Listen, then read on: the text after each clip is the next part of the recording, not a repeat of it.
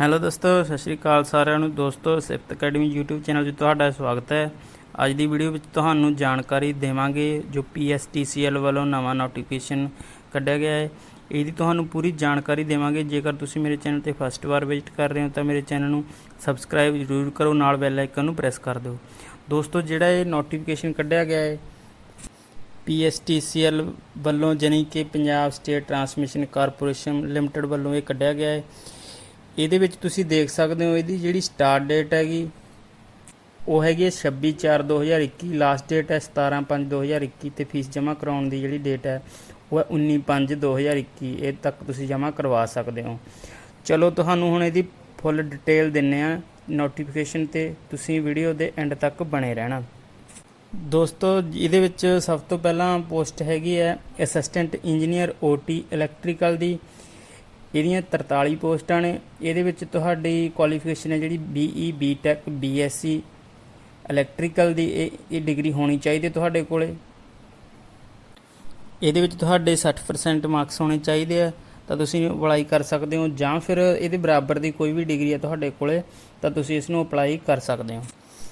ਅਗਲੀ ਪੋਸਟ ਹੈਗੀ assistant engineering OT civil ਦੀ ਹੈਗੀ। ਇਹਦੇ ਵਿੱਚ ਤੁਸੀਂ ਦੇਖ ਸਕਦੇ ਹੋ 6 ਪੋਸਟਾਂ ਨੇ। ਕੁਆਲੀਫਿਕੇਸ਼ਨ ਇਹਦੀ ਹੈ ਜਿਹੜੀ BE BTech BSc engineering and civil ਦੇ ਵਿੱਚ ਕੀਤੀ ਹੋਣੀ ਚਾਹੀਦੀ ਹੈਗੀ।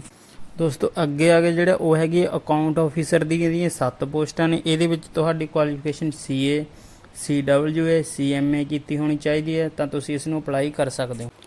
ਅਗਲੀ ਪੋਸਟ ਹੈ ਜਿਹੜੀ ਦੋਸਤੋ ਇਹ ਹੈਗੀ ਅਸਿਸਟੈਂਟ ਮੈਨੇਜਰ HR ਦੀ ਪੋਸਟ ਹੈ। ਇਹਦੀਆਂ 2 ਪੋਸਟਾਂ ਨੇ ਸਿਰਫ। ਇਹਦੇ ਵਿੱਚ ਜਿਹੜੀ ਤੁਹਾਡੀ ਕੁਆਲੀਫਿਕੇਸ਼ਨ ਹੈ ਉਹਦੇ ਵਿੱਚ ਹੈਗਾ 2 ਈਅਰ ਦਾ full time regular MBA degree ਹੋਣੀ ਚਾਹੀਦੀ ਹੈ ਤੁਹਾਡੇ ਕੋਲ, ਜਾਂ ਫਿਰ PG ਡਿਪਲੋਮਾ ਹੋਣਾ ਚਾਹੀਦਾ। ਉਹਦੇ ਵਿੱਚ ਤੁਹਾਡੇ 60% ਮਾਰਕਸ ਹੋਣੇ ਚਾਹੀਦੇ ਆ, ਜਾਂ ਫਿਰ ਰੈਗੂਲਰ ਐਮਪਲਾਈ ਨੇ PSPCL ਜਾਂ PSTCL ਵੱਲੋਂ ਜਿਹੜਾ 2 ਤੋਂ 3 ਈਅਰ ਦਾ MBA ਡਿਗਰੀ ਹੁੰਦੀ ਹੈ ਜਿਹੜੀ ਉਹ ਹੋਣੀ ਚਾਹੀਦੀ ਹੈ, ਜਾਂ PG ਡਿਪਲੋਮਾ 60% ਮਾਰਕਸ ਦੇ ਨਾਲ ਹੋਣਾ ਚਾਹੀਦਾ ਤਾਂ ਤੁਸੀਂ ਇਸ ਨੂੰ ਅਪਲਾਈ ਕਰ ਸਕਦੇ ਹੋ। ਉਸ ਤੋਂ ਅੱਗੇ ਦੋਸਤੋ ਜਿਹੜੀ ਹੈਗੀ ਹੈ assistant manager IT the post ਹੈ। 1 ਪੋਸਟ ਹੈ ਇਹ। ਇਹਦੇ ਵਿੱਚ ਤੁਹਾਡੀ ਜਿਹੜੀ ਕੁਆਲੀਫਿਕੇਸ਼ਨ ਹੈ ਫੁੱਲ time regular BE BTech BSc engineering in computer science ਦੇ ਵਿੱਚ ਹੋਣੀ ਚਾਹੀਦੀ ਹੈ। ਇਹਦੇ ਵਿੱਚ ਤੁਹਾਡੇ 60% ਮਾਰਕਸ ਹੋਣੇ ਚਾਹੀਦੇ ਤਾਂ ਤੁਸੀਂ ਇਸ ਨੂੰ ਅਪਲਾਈ ਕਰ ਸਕਦੇ ਹੋ। ਇਸ ਤੋਂ ਇਲਾਵਾ ਦੋਸਤੋ, ਜੇਕਰ ਤੁਹਾਡੀ MCA ਕੀਤੀ ਹੈਗੀ 60% ਮਾਰਕਸ ਦੇ ਨਾਲ ਤਾਂ ਵੀ ਤੁਸੀਂ ਇਸ ਨੂੰ ਅਪਲਾਈ ਕਰ ਸਕਦੇ ਹੋ। ਇਸ ਤੋਂ ਇਲਾਵਾ ਜੇਕਰ ਤੁਹਾਡੀ ਮਾਸਟਰ ਡਿਗਰੀ ਕੀਤੀ ਹੈ IT ਦੇ ਵਿੱਚ ਤਾਂ ਵੀ ਤੁਸੀਂ ਇਸ ਨੂੰ ਅਪਲਾਈ ਕਰ ਸਕਦੇ ਹੋ।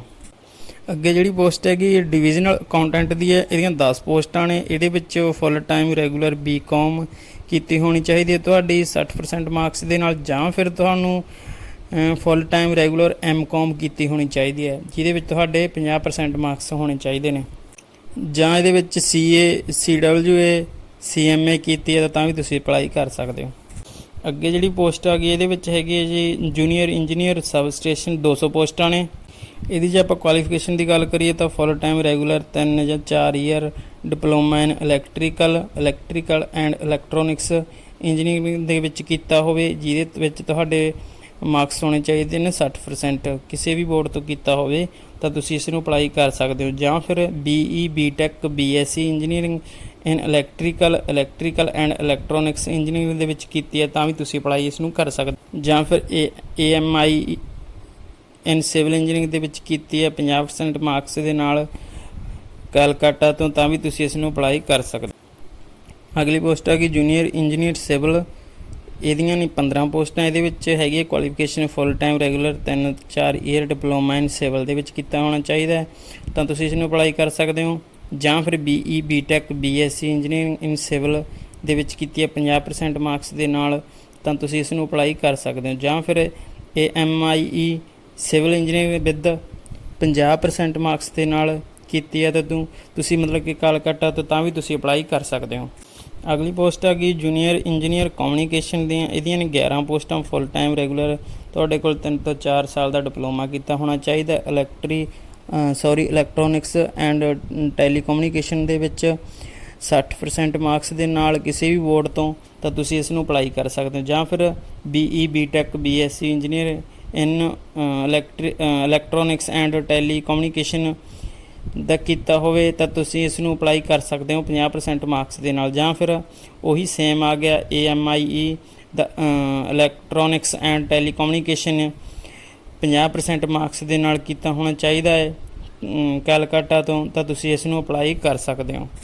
ਅਗਲੀ ਪੋਸਟ ਹੈ ਜਿਹੜੀ ਹੈਗੀ ਆ ਉਹ ਹੈਗੀ ਆ ਟੈਲੀਫੋਨ ਮਕੈਨਿਕ ਦੀ। ਇਹਦੀਆਂ ਨੇ 15 ਪੋਸਟਾਂ। ਮੈਟ੍ਰਿਕ ਦੇ ਨਾਲ ਤੁਹਾਡੀ ITI ਹੋਣੀ ਚਾਹੀਦੀ ਹੈ। 2 ਸਾਲ ਦਾ ਰੇਡੀਓ ਮਕੈਨਿਕ ਅਤੇ ਵਾਇਰਲੈਸ ਮਕੈਨਿਕ ਦੇ ਟ੍ਰੇਡ ਵਿੱਚ ਤੁਹਾਡਾ ਕੋਰਸ ਜਾਂ ਸਰਟੀਫਿਕੇਟ ਹੋਣਾ ਚਾਹੀਦਾ ਤੁਹਾਡੇ ਕੋਲੇ, ਤਾਂ ਤੁਸੀਂ ਇਸ ਨੂੰ ਅਪਲਾਈ ਕਰ ਸਕਦੇ ਹੋ। ਜਾਂ ਫਿਰ ਮੈਟ੍ਰਿਕ ਅਤੇ ਟੈਲੀਕਮਿਊਨੀਕੇਸ਼ਨ ਟ੍ਰੇਨਿੰਗ ਸੈਂਟਰ ਅਤੇ ਪੋਸਟ ਅਤੇ ਟੈਲੀਗ੍ਰਾਮ ਵਿਭਾਗ ਤੋਂ ਟੈਲੀਫੋਨ ਮਕੈਨਿਕ ਦਾ ਕੋਰਸ ਹੋਣਾ ਚਾਹੀਦਾ ਤੁਹਾਡੇ ਕੋਲੇ, ਤਾਂ ਤੁਸੀਂ ਇਸ ਨੂੰ ਅਪਲਾਈ ਕਰ ਸਕਦੇ ਹੋ। ਜਾਂ ਫਿਰ ਫੁੱਲ ਟਾਈਮ ਰੈਗੂਲਰ 3 ਤੋਂ 4 ਈਅਰ ਦਾ ਡਿਪਲੋਮਾ ਤੁਹਾਡੇ ਕੋਲੇ ਇਲੈਕਟ੍ਰੋਨਿਕਸ ਐਂਡ ਕਮਿਊਨੀਕੇਸ਼ਨ ਇੰਜੀਨੀਅਰਿੰਗ ਦਾ, ਤਾਂ ਤੁਸੀਂ 50% ਮਾਰਕਸ ਦੇ ਨਾਲ ਤੁਹਾਡੇ ਕੋਲੇ, ਤਾਂ ਤੁਸੀਂ ਇਸ ਨੂੰ ਅਪਲਾਈ ਕਰ ਸਕਦੇ ਹੋ।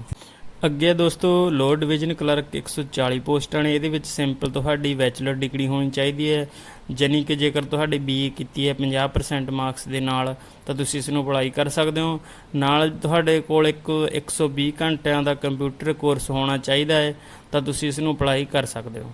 ਨਾਲ ਤੁਹਾਡੇ 10ਵੀਂ ਦੇ ਵਿੱਚ ਪੰਜਾਬੀ ਪਾਸ ਹੋਣਾ ਬਹੁਤ ਜ਼ਰੂਰੀ ਹੈ, ਤਾਂ ਤੁਸੀਂ ਇਸ ਨੂੰ ਅਪਲਾਈ ਕਰ ਸਕਦੇ ਹੋ ਲੋਅਰ ਡਿਵੀਜ਼ਨ ਕਲਰਕ ਨੂੰ 140 ਪੋਸਟਾਂ ਦੇ ਲਈ। ਅੱਗੇ ਆ ਗਈ ਲੋਅਰ ਡਿਵੀਜ਼ਨ ਕਲਰਕ ਅਕਾਊਂਟਸ ਦੀਆਂ 40 ਪੋਸਟਾਂ ਨੇ। ਇਹਦੇ ਵਿੱਚ ਤੁਹਾਡੀ ਡਿਗਰੀ ਹੋਣੀ ਚਾਹੀਦੀ ਹੈ, ਕਮਰਸ ਦੇ ਵਿੱਚ ਤੁਹਾਡੀ ਹੋਣੀ ਚਾਹੀਦੀ ਹੈ। ਇਹਦੇ ਵਿੱਚ 50% ਮਾਰਕਸ ਹੋਣੇ ਚਾਹੀਦੇ ਹੈ, ਤਾਂ ਤੁਸੀਂ ਇਸ ਨੂੰ ਅਪਲਾਈ ਕਰ ਸਕਦੇ। ਨਾਲ 120 ਘੰਟਿਆਂ ਦਾ ਕੰਪਿਊਟਰ ਕੋਰਸ ਕੀਤਾ ਹੋਣਾ ਚਾਹੀਦਾ ਹੈ, ਤਾਂ ਤੁਸੀਂ ਇਹਦੇ ਲਈ ਅਪਲਾਈ ਕਰ ਸਕਦੇ ਹੋ ਲੋਅਰ ਡਿਵੀਜ਼ਨ ਕਲਰਕ ਅਕਾਊਂਟਸ ਦੇ ਲਈ। ਇਹਦੀਆਂ 40 ਪੋਸਟਾਂ ਨੇ। ਇਹ ਸੀ ਦੋਸਤੋ ਸਾਰੀਆਂ ਡਿਟੇਲ, ਸਾਰੀਆਂ ਅਲੱਗ-ਅਲੱਗ ਕੈਟਾਗਰੀ ਦੇ ਵਿੱਚ ਜੋ ਪੋਸਟਾਂ ਆਈਆਂ ਨੇ ਉਹਦੀ ਸਾਰੀ ਡਿਟੇਲ ਤੁਹਾਨੂੰ ਦੱਸੀ ਹੈ। ਇਹਦੇ ਲਈ ਦੋਸਤੋ 7th ਪੇ ਕਮਿਸ਼ਨ ਹੈ ਜਿਹੜਾ ਉਹ ਲਾਗੂ ਹੋਵੇਗਾ ਸਾਰੀਆਂ ਹੀ ਪੋਸਟਾਂ ਦੇ ਲਈ। ਅੱਗੇ ਇਹਨਾਂ ਨੇ ਦੋਸਤੋ ਦੱਸਿਆ ਵੀ ਜਿਹੜੀ ਨੌਲੇਜ ਆ ਤੁਹਾਨੂੰ ਪੰਜਾਬੀ ਦੀ ਲਾਜ਼ਮੀ ਹੋਣੀ ਚਾਹੀਦੀ ਹੈ।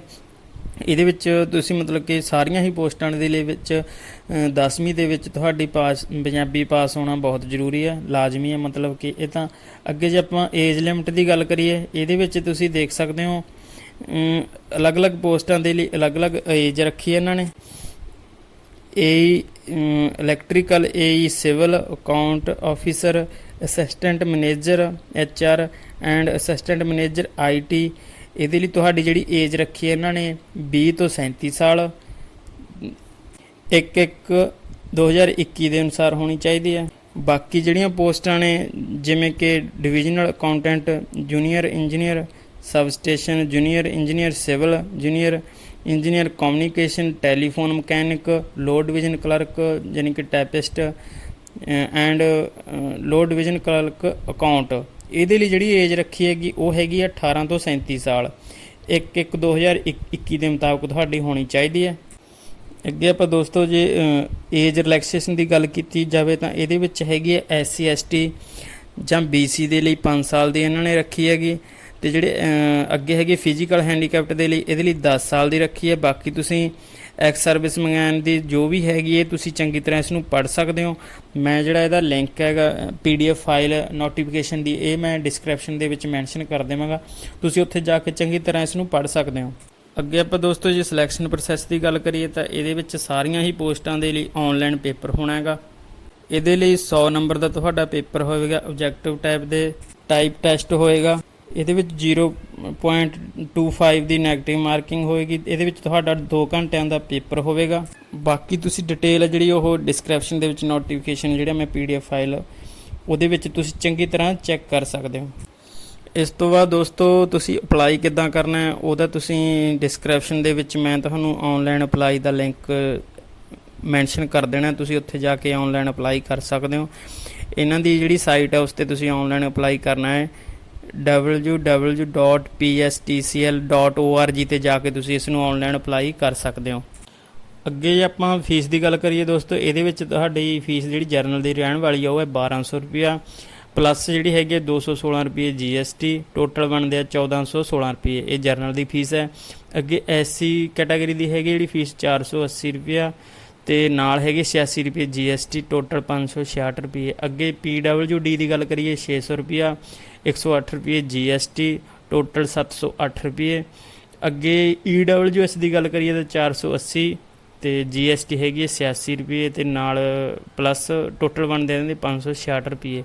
ਇਹ ਤੁਹਾਡੀ ਇਹਦੇ ਵਿੱਚ ਫੀਸ ਰੱਖੀ ਗਈ ਹੈ ਦੋਸਤੋ। ਬਾਕੀ ਇਹਦੇ ਵਿੱਚ ਬੈਂਕ ਚਾਰਜਰ ਉਹ ਹੈ ਵੱਖਰੇ ਹੈਗੇ। ਦੋਸਤੋ ਇਹ ਤੁਹਾਡੇ ਲਈ ਜਾਣਕਾਰੀ ਲੈ ਕੇ ਆਏ ਸੀਗੇ। ਜੇਕਰ ਤੁਹਾਨੂੰ ਇਹ ਵੀਡੀਓ ਵਧੀਆ ਲੱਗੀ ਤਾਂ ਲਾਈਕ ਸ਼ੇਅਰ ਜ਼ਰੂਰ ਕਰਨਾ ਤੇ ਨਾਲ ਮੇਰਾ ਚੈਨਲ ਸਬਸਕ੍ਰਾਈਬ ਜ਼ਰੂਰ ਕਰਨਾ। ਧੰਨਵਾਦ ਜੀ।